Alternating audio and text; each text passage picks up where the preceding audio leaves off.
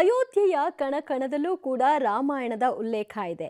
ರಾಮ ಜನ್ಮಭೂಮಿ ಪಕ್ಕದಲ್ಲೇ ಇರತಕ್ಕಂತಹ ದಶರಥ ಮಹಲ್ ಇದಕ್ಕೆ ಮತ್ತೊಂದು ಸಾಕ್ಷಿ ಅಂದ್ರೂ ಕೂಡ ತಪ್ಪಾಗಲ್ಲ. ಶ್ರೀರಾಮನ ತಂದೆ ದಶರಥ ವಾಸ ಮಾಡ್ತಾ ಇದ್ದಂತಹ ಅರಮನೆ ಇದು. ಇದರ ನವೀಕರಣ ಕೂಡ ನಡೆದಿದೆ. ಅರಮನೆಯ ಮಧ್ಯಭಾಗದಲ್ಲಿ ದಶರಥನ 4 ಮಕ್ಕಳಾದ ರಾಮ, ಲಕ್ಷ್ಮಣ, ಭರತ, ಶತ್ರುಘ್ನರ ಮೂರ್ತಿಗಳಿವೆ. ಪ್ರತಿದಿನ ಈ ಮೂರ್ತಿಗಳಿಗೆ ಪೂಜೆಯನ್ನು ಸಲ್ಲಿಸಲಾಗುತ್ತೆ. ಈ ಬಗ್ಗೆ ನಮ್ಮ ಸಹೋದ್ಯೋಗಿ ಅರವಿಂದ ಸೇತುರಾವ್ ಒಂದು ವರದಿ ಕೊಟ್ಟಿದ್ದಾರೆ, ನೋಡೋಣ. ನೂತನವಾಗಿ ನಿರ್ಮಾಣ ಆಗ್ತಾ ಇರತಕ್ಕಂತ ರಾಮ ಮಂದಿರದ ಪಕ್ಕದಲ್ಲೇ ಒಂದು ಬೃಹತ್ತಾದಂತಹ ಒಂದು ಭವನವನ್ನ ತಾವು ಕಾಣ್ತಾ ಇದ್ದೀರಾ ನನ್ನ ಹಿಂದೆ. ಇದನ್ನ ದಶರಥ ಮಹಲ್ ಅಂತ ಕರೀತಾರೆ. ಮಹಾರಾಜ ದಶರಥ ವಾಸ ಇದ್ದಂತಹ ಮಹಲ್ ಇದು ಅಂತ. ಅಂದ್ರೆ ಆ ಕಾಲದಿಂದಲೂ ಕೂಡ ಅದೇ ಆದಂತಹ ನಂಬಿಕೆ ಇದೆ. ಒಳಗಡೆ ಇವಾಗ ದೇವರನ್ನ ಪ್ರತಿಷ್ಠಾಪನೆ ಮಾಡಲಾಗಿದೆ. ಸೊ ಹೇಗಿದೆ ಈ ದಶರಥ ಮಹಲ್ ಅನ್ನೋದಕ್ಕೆ ವಿವರಣೆಯನ್ನ ಕೊಡ್ತೀನಿ, ಬನ್ನಿ ನೋಡ್ತಾ ಹೋಗೋಣ. ಇಲ್ಲಿ ಇತಿಹಾಸವನ್ನ ತಿಳ್ಕೊಂಡಿರ್ತಕ್ಕಂಥ ವಯೋವೃದ್ಧರನ್ನ ನಾನು ಮಾತನಾಡಿಸುವಂತಹ ಪ್ರಯತ್ನವನ್ನ ಮಾಡಿದೆ. ಅಂಥವ್ರಿಗೆ ಇಲ್ಲಿ ಮಹಾರಾಜ್ ಅಂತ ಕರೀತಾರೆ. ಮಹಾರಾಜ್, ನೀವು ತಿಳಿದಂತೆ ಇದರ ಇತಿಹಾಸವನ್ನ ಹೇಳಿ ಅಂತ ಹೇಳಿದಾಗ ಅವ್ರು ಇಷ್ಟೇ ಹೇಳಿದ್ದು, ಇದನ್ನ ನಮ್ಮ ತಾತ ಮುತ್ತಾತನ ಕಾಲದಿಂದಲೂ ಕೂಡ ನಾನು ತಿಳಿದಿರೋ ಹಾಗೆ ದಶರಥ ಮಹಲ್ ಅಂತಾನೆ ಕರೀತಾ ಹೋಗ್ತಾರೆ. ದಶರಥ ವಾಸ ಇದ್ದಂತಹ ಅರಮನೆ ಇದು ಅಂತಕ್ಕಂಥ ಹೇಳಿಕೆಯನ್ನು ಅವ್ರು ಕೊಡ್ತಾ ಇದ್ರು.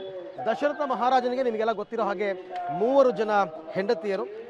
ಈ ದಶರಥ ಮಹಲ್ ಸುತ್ತಮುತ್ತ 3 ಜನ, ಸುಮಿತ್ರಾ, ಕೈಕೇಯಿ ಮತ್ತು ಕೌಸಲ್ಯ, 3 ಜನರಿಗೆ ಒಂದು ಚಿಕ್ಕದಾದಂತಹ ಅರಮನೆಯನ್ನ ಆತ ಕಟ್ಟಿಸ್ಕೊಟ್ಟಿದ್ದ ಅಂತ ಅದರ ಕುರುಹುಗಳು ಕೂಡ ಸಿಗುತ್ತೆ. ಈಗ ನೀವು ನೋಡ್ತಾ ಇರತಕ್ಕಂಥದ್ದು ಅಲ್ಲಿ ನಾನು ಆರಂಭದಲ್ಲಿ ತೋರಿಸಿದ್ದು ಅದು ಅರಮನೆಯ ಮುಂಭಾಗ. ಮಧ್ಯಭಾಗದಲ್ಲಿ ಸ್ವಲ್ಪ ಜಾಗ ಇದೆ. ಅಲ್ಲಿ ಜನಕ್ಕೆ ಪ್ರತಿನಿತ್ಯ ಊಟ ತಿಂಡಿಯನ್ನೆಲ್ಲ ಮಾಡಿಕೊಡ್ತಕ್ಕಂಥ ವ್ಯವಸ್ಥೆಯನ್ನು ಮಾಡಿದ್ದಾರೆ. ಪ್ರತಿನಿತ್ಯ ಅನ್ನಸಂತರ್ಪಣೆ ನಡೆಯುತ್ತೆ. ಇಲ್ಲಿ ಅನ್ನಸಂತರ್ಪಣೆ ಪ್ರತಿನಿತ್ಯ ಆಗ್ತಾ ಇದೆ. ಇದು ಇವರು ಹೇಳುವ ಪ್ರಕಾರ ಅರಮನೆಯ ಪ್ರಾಂಗಣ. ದಶರಥ ಯಾವಾಗಲೂ ಕೂಡ ಉಳಿತಾ ಇದ್ದದ್ದು ಇಲ್ಲೇ ಅಂತೆ. ಇಲ್ಲಿ ಅವರು ಹೇಳ್ತಾ ಇದ್ರು, ದಶರಥ ಇಲ್ಲಿಂದ ಬೇರೆ ಎಲ್ಲಿಗೂ ಹೋಗ್ತಾ ಇರಲಿಲ್ಲ. ಸುತ್ತಮುತ್ತ 3 ಜನ ಹೆಂಡತಿಯರಿಗೆ ಒಂದೊಂದು ಚಿಕ್ಕ ಅರಮನೆಯನ್ನು ಆತ ಕಟ್ಟಿಸ್ಕೊಟ್ಟಿದ್ದ.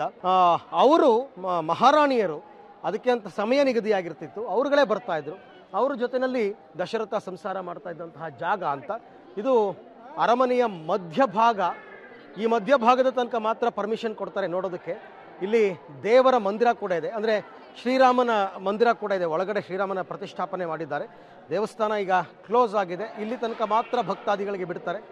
ದೃಶ್ಯದಲ್ಲಿ ತಾವು ನೋಡ್ತಾ ಇದ್ದೀರಾ, ಆ ಬಾಗಿಲನ್ನ, ದ್ವಾರವನ್ನು ಕ್ಲೋಸ್ ಮಾಡಿರ್ತಕ್ಕಂಥದ್ದು. ಅದೇ ರೀತಿ ಅದು ದೇವರು ಶ್ರೀರಾಮಚಂದ್ರನನ್ನ ಪೂಜೆ ಮಾಡ್ತಕ್ಕಂಥ ಜಾಗ ದಶರಥ ಮಹಲ್. ಇದರ ವಿಶೇಷತೆ, ವಿನ್ಯಾಸಗಳನ್ನ ಒಂದ್ಸರ್ತಿ ನಾನು ತೋರಿಸೋ ಪ್ರಯತ್ನ ಮಾಡ್ತೀನಿ.